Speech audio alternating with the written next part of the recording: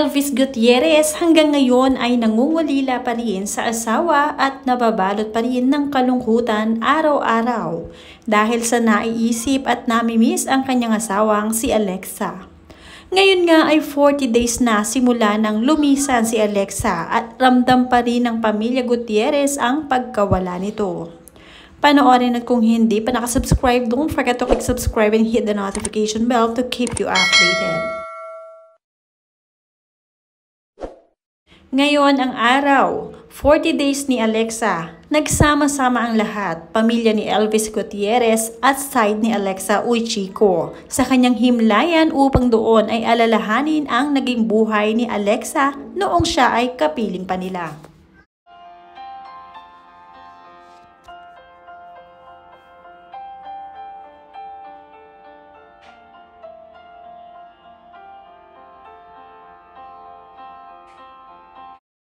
Nagpadasal sila sa himlayan ni Alexa at muling inalala ang mga panahong masasaya silang kasama si Alexa.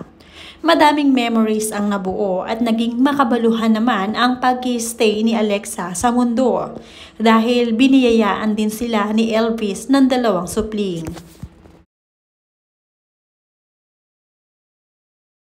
Malalaki na rin ang mga anak ni Alexa na naiwan niya sa asawang si Elvis. Nalulungkot pa rin ang mga ito dahil sa maaga silang naulila sa ina. At daddy na lang nila ang kanilang kasama sa buhay. At gayon din ang kanilang lolo at lola na si Annabel Rama na nariyan para sa mga bata.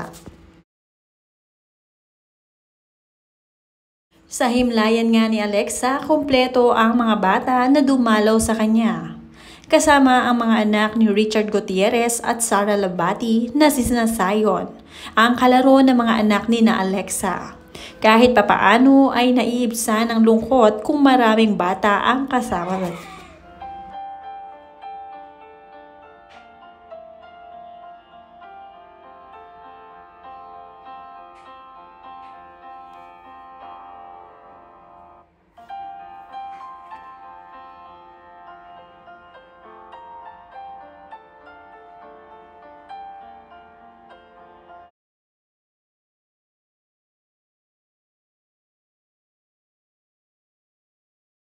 Nag-share nga muli si Elvis ng memories nila ng kanyang asawa.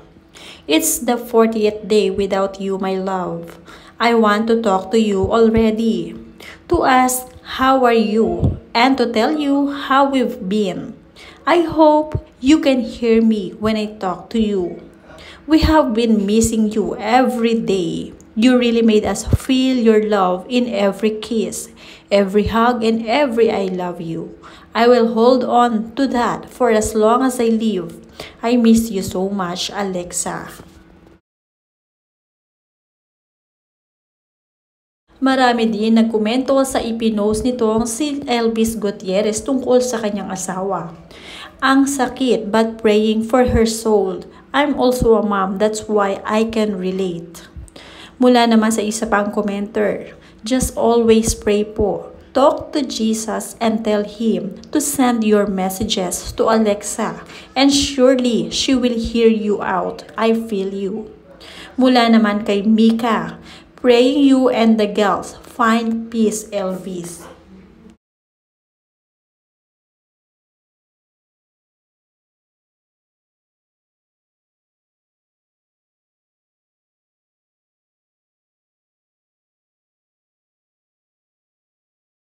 Sending virtual hugs and prayers to your family.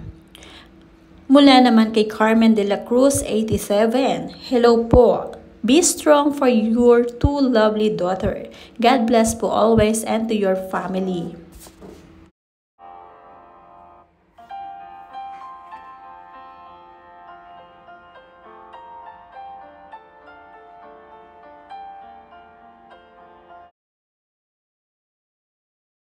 Madamdamin din ang mensahe ng ama mismo ni Alexa Uychico Gutierrez. Sabi niya dito, missing you my only daughter. You're supposed to take care of me when I'm old na. But now, your brothers will send me to a nursing home. At may sumagot naman dito na, be strong po. Prayers for comfort and strength.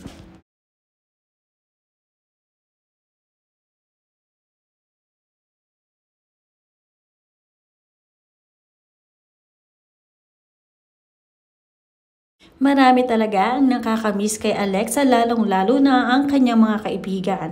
Missing you and your happy voice, Alexa.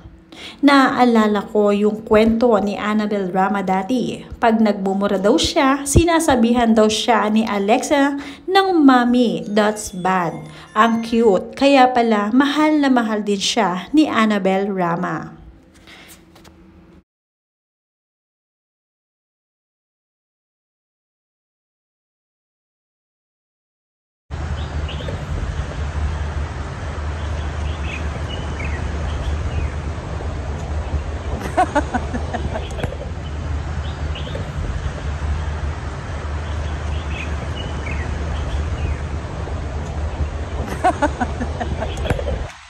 Tuwing namimiss nga ni Elvis Gutierrez ang kanyang asawang si Alexa ay palagi niyang ipinopost ang mga video nito na magkasama sila.